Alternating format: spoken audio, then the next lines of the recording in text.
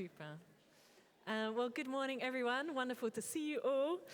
So as you can see, today our format's a bit different. So 2 weeks ago, Alexi preached to us about friendship. And today the aim is to actively unpack what does that look for us as a community. The idea is for it to be kind of a model of an honest discussion around the opportunities and the challenges that we face.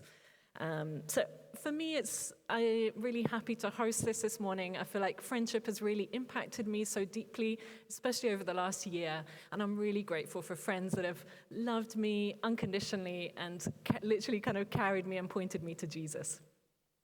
I feel like friendship, as we've talked about over this series, is kind of one of a rich palette of relationships that God gives us, both to know Him better, different aspects of God, we learn that from different relationships, but also to reflect different sides of who God is to those around us. So that's kind of our privilege. And I think friendship is kind of tucked into a wider term of fellowship, but we're talking specifically about friendship today. It's really an important value in our community here at Liberty. I feel like I've seen it in the leadership. Michiel and Herdi, who many of you know, have literally crossed town at 10 o'clock at night to come and give us a hug at the end of a difficult day. Or I think of the kids in kids ministry, just seeing kids forming friendships where often during the week they don't see any other Christians. Or I think like a couple of weeks ago, I was with a friend, and literally within the space of about 5 minutes, I think we cried, we laughed, and we prayed together. So just my heart in this is for none of us to miss out on the gift that God has for us to both receive and to give to others. But the challenges are real. We've been through such a season of change. I think we can arrive at church and think, flip, I don't know anyone here. Where's everyone gone? Which service do they go to? Or sometimes just feel I've said too many goodbyes. I literally don't have the energy to try again or to start friendships again. But the aim of today is to be full of hope, to lean into the vision God has for us, to press towards, despite the challenges, to being a community of friends. So I'm aware that many of us here may have different definitions of friendship. So just to kind of make sure we're on the same page, just say we're talking about biblical friendship, and our starting point is Jesus saying to us, it says John 15:15, I've called you friends. That's Jesus speaking to us. I've called you friends, for everything that I learned from my Father I've made known to you. He models this openness and vulnerability that we want to be part of our friendship. So biblical friendship, there's a few points coming up. It's not just an end in itself, wonderful as it is, but the aim is to glorify God and reflect His friendship to us, to each other. It helps us grow in our faith. And there's really a sense that with friendship, we can go further in our walk with the Lord. It's self-sacrificial, and I hope today, out of this discussion, there's a bit of a sense, actually, it takes time and effort, but that's what Jesus has shown to us. It's open, intentional, vulnerable, as the verse that we read shows, that Jesus shares with us. And I'd like to put it to you that friendship is for everyone, women and men, single, dating, married, young and old, extroverts and introverts, those who cringe when someone at the front here says, please turn to your neighbor and ask them whatever, or those whose eyes light up. Just really, I'd love to say this is for all of us. So, without further ado, I'd like to ask our amazing panel to introduce themselves. I have an opening question for everyone. So, what's a small thing that makes you feel appreciated as a friend? Ben, you've got the mic. Do you want to kick us off? Hey everyone, I'm Ben. I need to think about that one. It's, definitely transparency. Super. Thank you. My name is Giovanni, and for me, there are 3 things. So intentional, relationship, prayer, so prayer for one another, and bi-directional initiative. Thanks so much. Hi, Hannah. I'm Hannah. And a small thing I appreciate is an unprompted message saying, thinking of you. It's, low stakes and feels very good. Good morning. My name is Anna. I think similar to what Hannah said, for me it's really nice when someone is intentional and they send you a text or just ask how you're doing or saying, like, I've been praying for you. It means a lot. Thank you. Hi, I'm Donna. I think I've really appreciated friendships when I have felt seen and accepted. So those of you who know me know that on occasion I say outrageous things and can be a bit quirky. And my friends who just go, oh, Donna, and don't cancel me, that means a lot to me. Thanks very much. Oh, I haven't thought of an answer for myself. I'm asking the question. I think if you're at the next service, I'll try and come up with an answer. So, how have friendships helped you grow in your journey of faith? That's kind of our first opening question, which is kind of the essence of today. How have friendships helped you grow in your faith? Giovanni, do you want to kick us off? Sure. So for me, friendship started my journey of faith, actually. When I was in high school, I had one of my peers that was always a mess. He was not the best example in class. And then 1 year later, he came to the school, and he couldn't stop talking about Jesus Christ. And he was a completely transformed person. And he was super friendly, and he was really caring. And yeah, it really put the question in me of, who is this? Who is that Jesus that transformed this person? Because it was a supernatural thing. So I really saw something special that actually made me curious about, okay, who is this Jesus? Is it the same that I was hearing about when I was growing up? Or is it someone who I can talk to, who I can pray to? So that really kicked off my faith, yeah. Thanks so much. Donna, anything to add? How friendship helped me grow spiritually. I think, which is kind of scary, but it was modelled. It was a lot of what friends said, but it was more me over the decades watching how they responded to criticism, watching how they responded when they were tired or stressed. And there was I guess I chose a mentor without possibly even telling them, which is what makes it scary for all of us. And then I watched them, and I saw them respond with grace to criticism. I saw them express pain when they were hurt, and it taught me that the full breadth and depth of humanity and what it means to be a Christian human. That's pretty deep. Thanks. Kind of going on from that, do you have any practical advice on how to move from superficial connections to friendships that really are deeper and help us grow in our faith? So how do we go from the superficial to the deeper in a way that brings God into our friendships? Ben?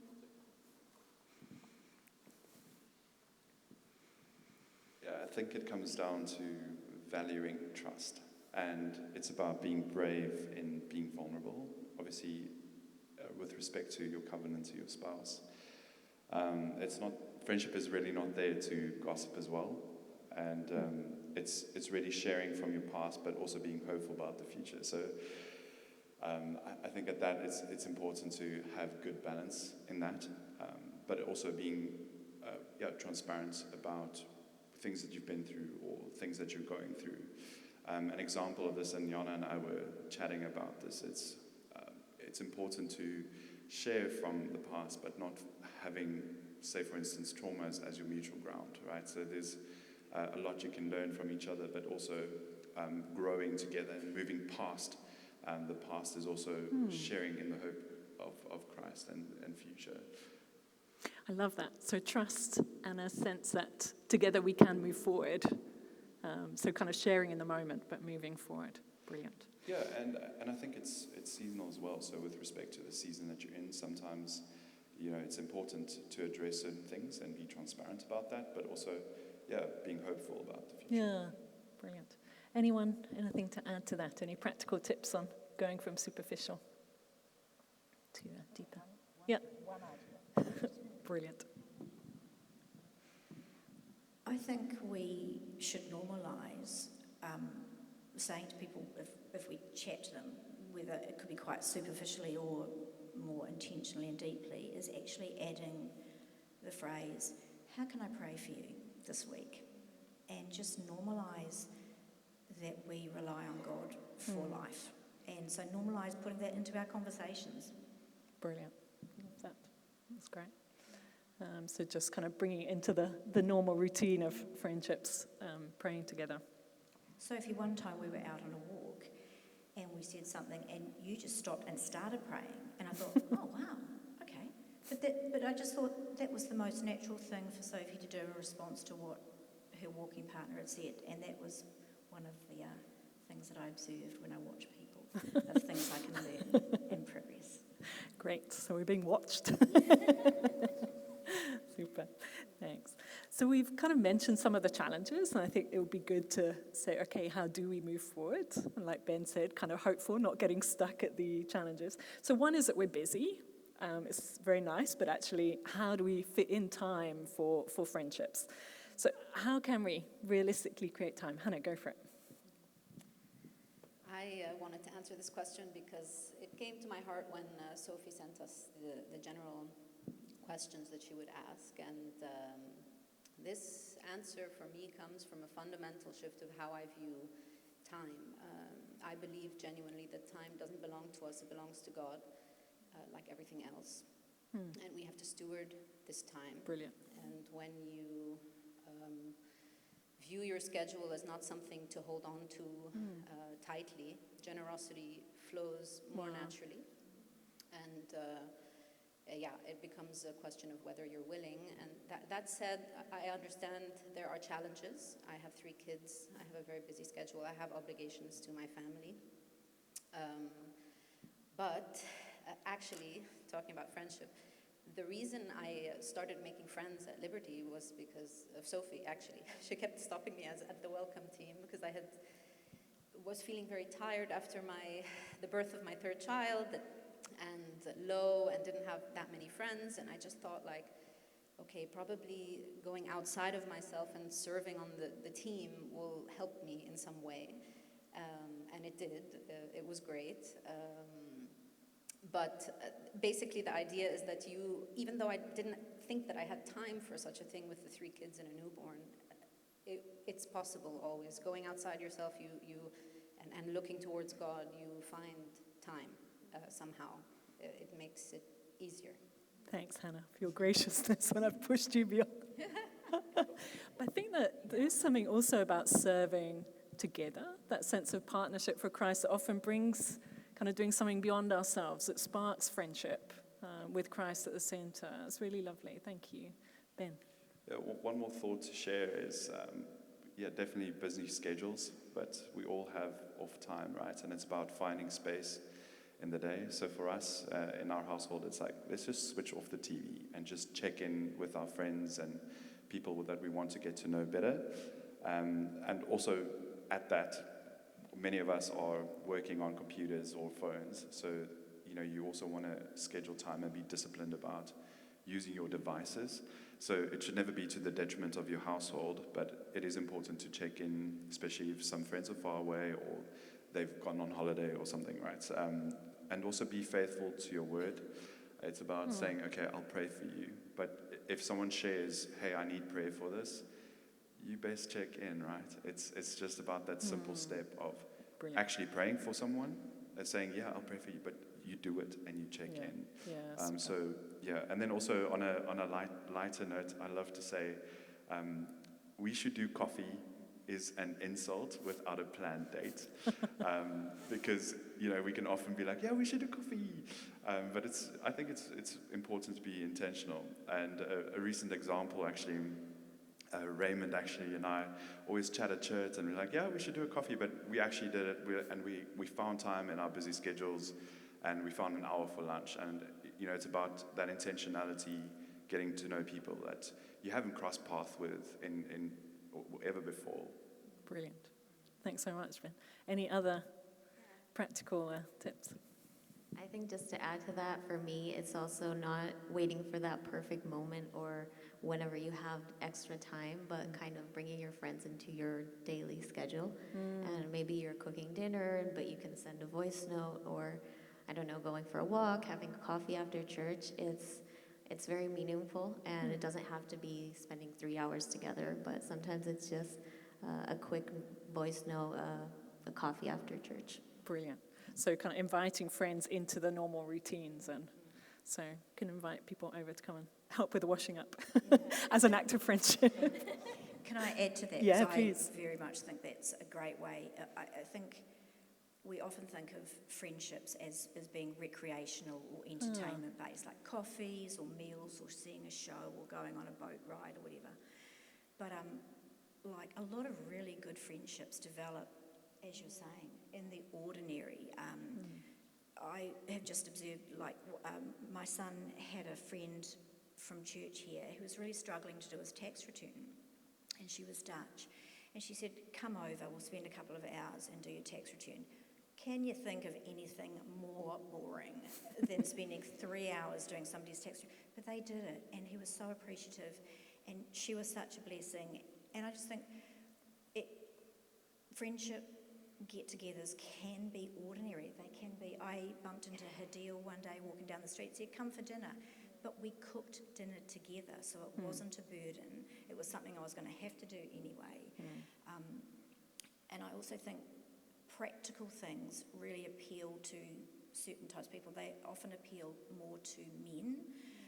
My husband would be the sort of guy that would cycle across town at 10 p.m. to change a light bulb for somebody if they didn't know how.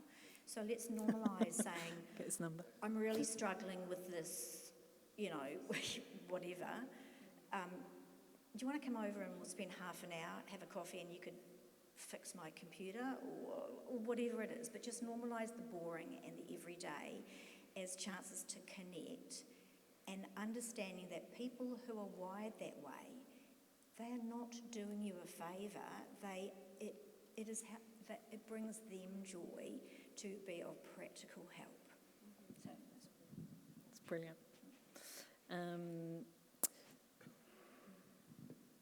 So I think kind of leading on from that, it feels like we kind of talked about the time, but also it feels sometimes we have limited relational capacity. Think, I don't have room for more friends. But we want to keep ensuring that church is a welcoming community.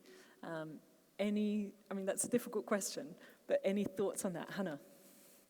I think like initiating friendships is a challenge. For me, I don't know, my husband calls making friends my superpower. I guess that's why I'm also here on this panel. But I really just trust, God brings it to my heart. Somebody you connect with, even if it's just for a minute, you suddenly,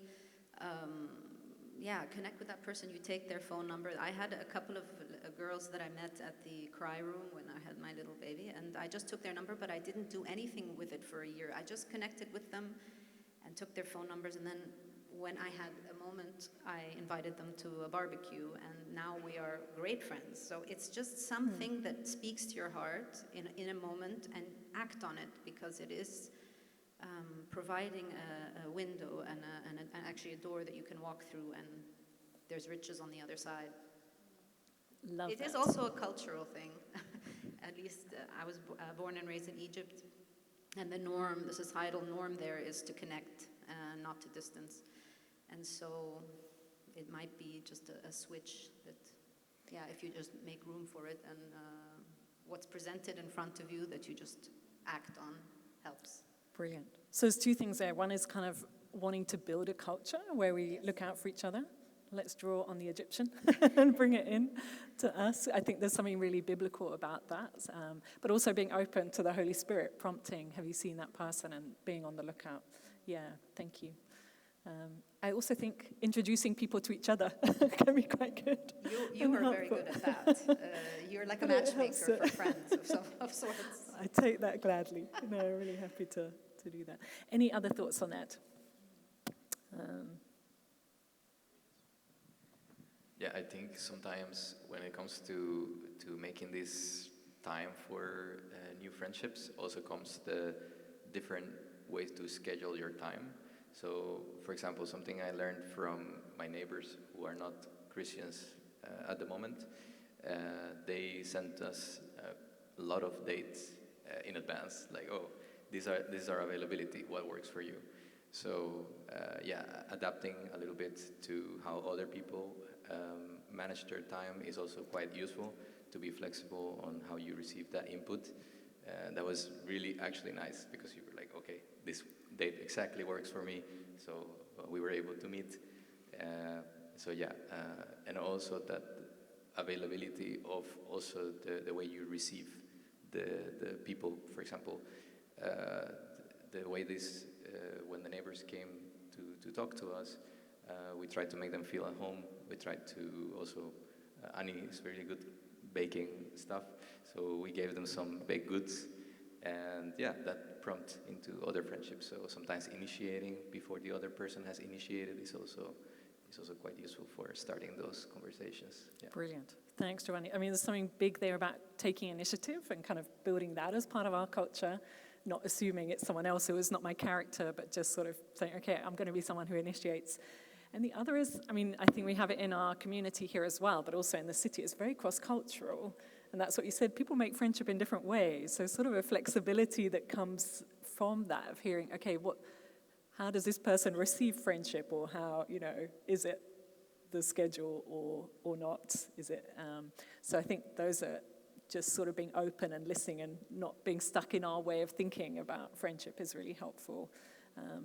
Anything else on the cross-cultural side? I think it's sometimes easier to see someone we share culture with, but actually there's such treasure in crossing culture. I think that's something that our community offers, but it can take kind of crossing a room or a culture, it can be more challenging, even though the rewards are great. Any thoughts on that aspect? Yeah, Hannah, go for it. I think what is lovely about, I'm recent Christian, and I have only been at church for 4 years, but what's amazing is we have this culture of Christ, and it is an incredible thing that unites us and makes you want to invest and find good connections, and actually family, or brothers and sisters in Christ. Also for our kids, that we're all aligned and oriented in one direction. Brilliant. It crosses culture, in my Brilliant. opinion, and you have to think that way.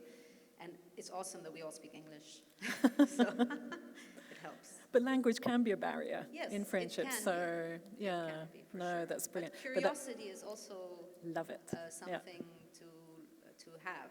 Yeah. When you're curious, you stop focusing on yourself and you focus on the other, and then you discover. Fantastic. Yeah. So curiosity and the sense there's something deeper that unites us. Yeah. Anna. Yeah, I think for me, I think you said most of what I also wanted to say. I fully agree. But yeah, sometimes it can be hard because we don't understand other people's traditions or why they do certain things. But I think that curiosity you mentioned is a way to kind of get into their world a little bit and understand and take that time to, I don't know, tell me about this tradition, or let's cook together. I want to learn more about your culture.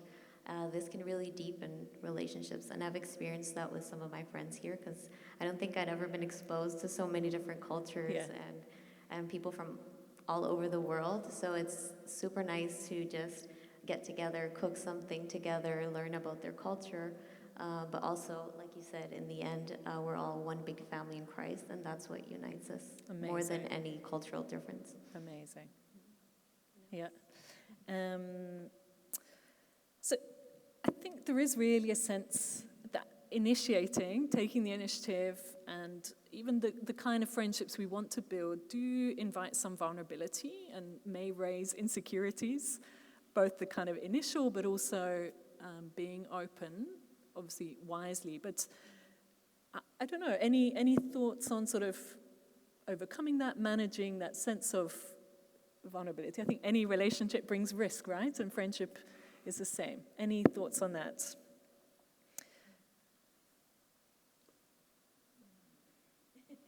Ben. Thought of vulnerability exposing, right? Yeah, actually, James 5 verse 16 comes to mind, where it's talking about, and I'm paraphrasing here, it's about confessing to each other and you'll receive healing. Note it's not forgiveness, because you get forgiveness from Christ and you are forgiven. But yeah, I think it's about in that trusted friendships, bringing things to light actually can help you move past certain things.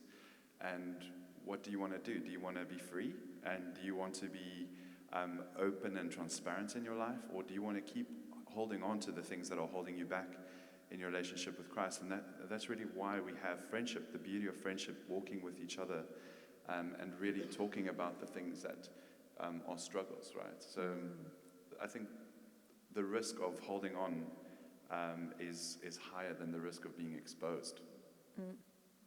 Thanks so much. Yeah,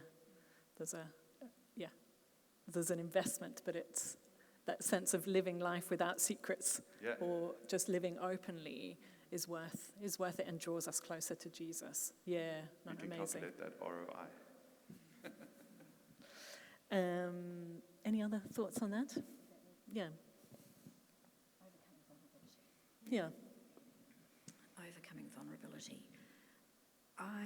And insecurity. And insecurity. I think in terms of the initial overcoming the vulnerability of even just approaching somebody, I think, and this is not a plug, but it kind of is, being on a service team gives you a reason to be talking to people, and just takes away the awkwardness of that first step. And in terms of getting known as more deeper level, I think we all have to be wise about who we are truly vulnerable with, because at some level all of us want to know that that person is safe with our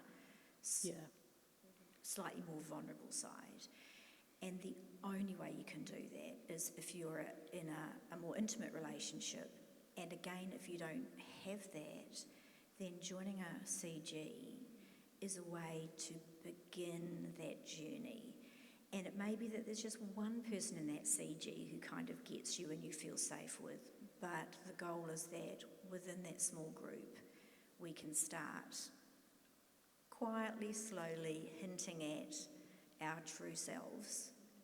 And I've found, even across ages, my CG is a lot younger than me, but I feel that I can be real with them. And it didn't happen straight away. It happened over the weeks and the months. But I feel like I can be true and honest and loved. I love it. So there's a sense that it takes time. And the trust, knowing, building trust, there aren't shortcuts with it. No. But do you by any chance manage the serving rotas? Well, yes, I do.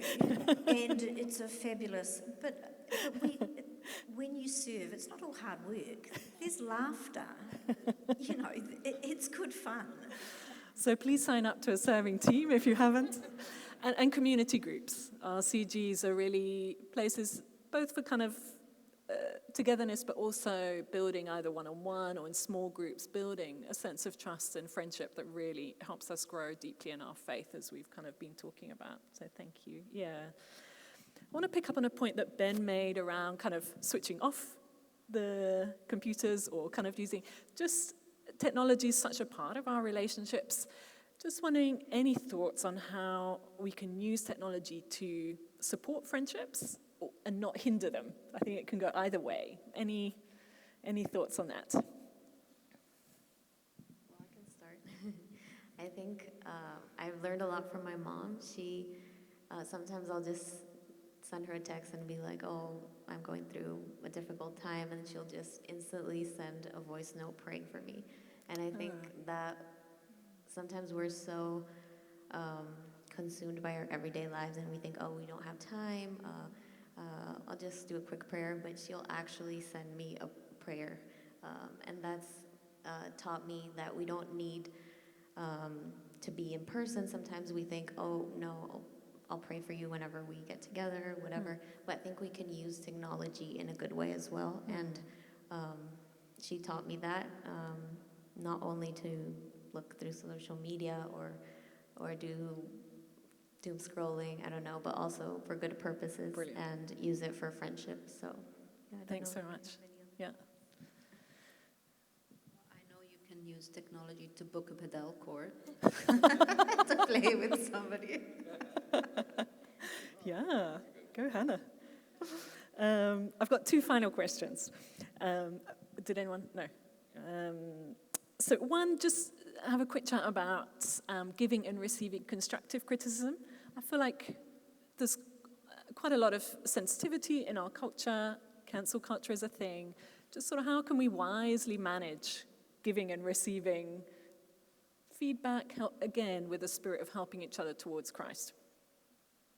Yeah, I can start a little bit with my experience. So I think it's very important to make sure that we are loving the person that we are talking to when we're going to provide feedback, when we're going to share something that perhaps is in your heart and the Holy Spirit is telling you to share it. And in John 13, 34, 35, it says, "A new commandment I give you, love one another as I have loved you, so you must love one another. By this, everyone will know that you are my disciples if you love one another." And here is very interesting because in very short time, there's the same phrase being repeated. And this is not just out of random. This is in purpose.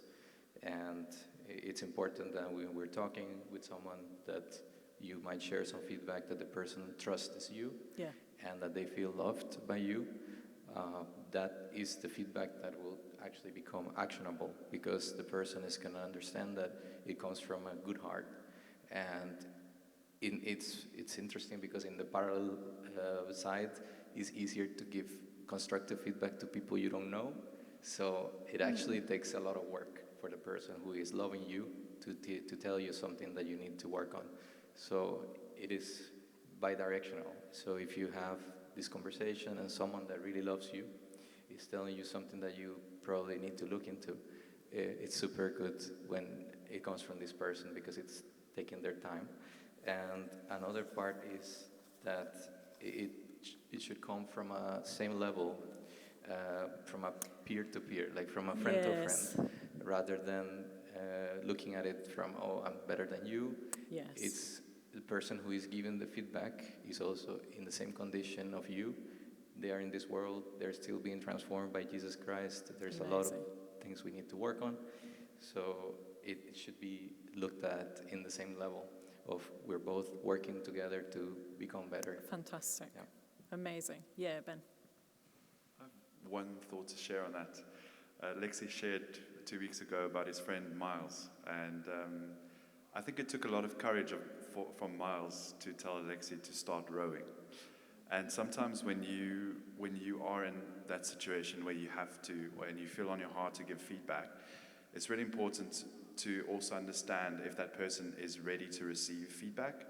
I've had 1 or 2 examples where I felt, no, this is the direction we should go, and then I don't hear back from that person for 3 months. And so it's really important that the timing and understanding the season of life someone is in. Super. And just being, and you can only really have that if you're transparent with your friends, right? If they know that you're going through something, they probably won't tell you to get on the row machine right now. So it's I hope everyone understands the reference. Yeah. But, Yeah, no, brilliant. Last question, which is a big one. So incredibly, Jesus calls us friends. I just feel like that's what we take and receive from today. But that's not always how we relate to Jesus. I feel like we've said, different friendships draw out different sides of God. Any thoughts? Is that something you find easy or hard to relate to Jesus as a friend? Yeah, Ben. Yeah, on that one, if we look in how Jesus journeyed with his disciples, he knew them and they knew him. So it's that concept of spending time with each other And when we look at our daily walks with Jesus, it's so important, that concept of spending time with Jesus. And the way that it's really practical for me is finding daily space.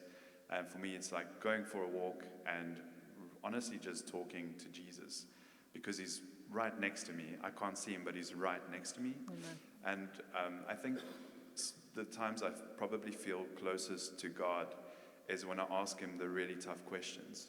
And sometimes I'm like, wow, I really feel like there's a lot of explaining to do here. And but it's also about leaving time to actually listen. Great. And hearing, and through reading as well. Super. Thank you so much. We'll wrap up there. Just a few final thoughts. Just want to say a huge thank you to everyone for sharing so openly.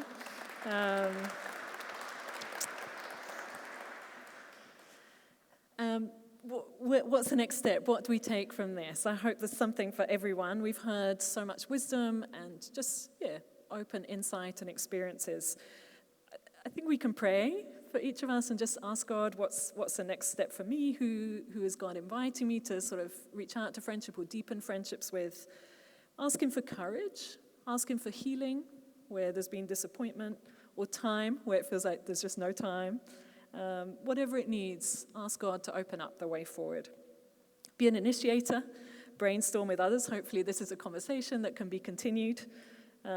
Sundays are great. We're here, we're together. You can sort of arrange, there's many cafes around here, or invite someone back to do the gardening or whatever. And we've talked about some questions, maybe others sort of to openly invite God into our friendships and to go deeper. These are some examples. Donna said, how can I pray for you? What are you learning from your reading of Scripture? What are some encouragements you're experiencing? What are some challenges? Or just openly, this is something I'm struggling with, or this is something I'm praying for. Please walk with me on this. Just some ideas. But let's work together by God's grace. Like Giovanni said, we're a community of grace. We don't get it right, but we don't want to be judgmental with each other. We want to really have a spirit of encouraging and growing together. Without guilt, without a feeling of obligation, but let's move towards this vision that God's given us of being a community of friends for the sake of Jesus. So thank you so much.